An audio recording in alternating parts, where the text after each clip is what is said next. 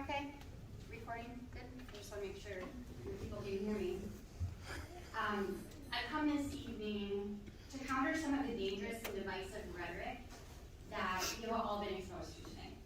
It's crucial that we recognize the harm that such ideologies can inflict on our community and take a firm stand against intolerance and discrimination in all of its forms. And as school board members, you play such a critical role in this resistance. I thank you for the work you've already done in this space, and I want to share some thoughts as you continue to draft and adopt future policies for our district. I want to share a conversation that I had with my children just today on the way to school. I asked them this: if you were ever in a position where you shared with a counselor at your school deeply personal information, let's say a conversation about gender exploration, and the counselor then made a phone call home to discuss this with Dad or I, how would that make you feel? My 12-year-old was so confused. He looked at me and he said, well, Mom, that's illegal. Like, that's illegal, Mom. Yeah. We discussed how even he, as not yet even a teenager, knows that this would wildly violate that individual's privacy and rights, and how such a breach of trust would have a devastating lifelong consequence on a child's relationship with mental health professionals. Now, of course, our conversation this morning was all hypothetical, but come to think of it, this entire conversation is hypothetical.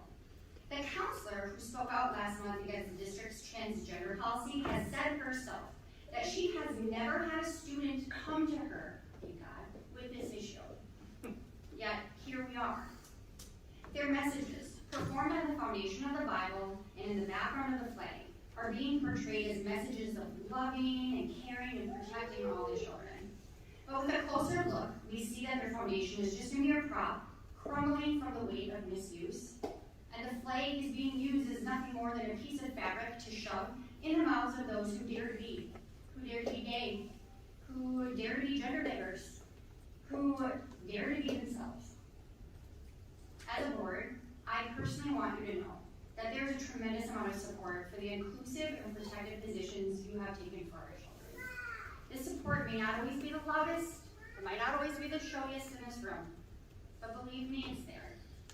Thank you for serving and for enduring what you endure for our children. Woo!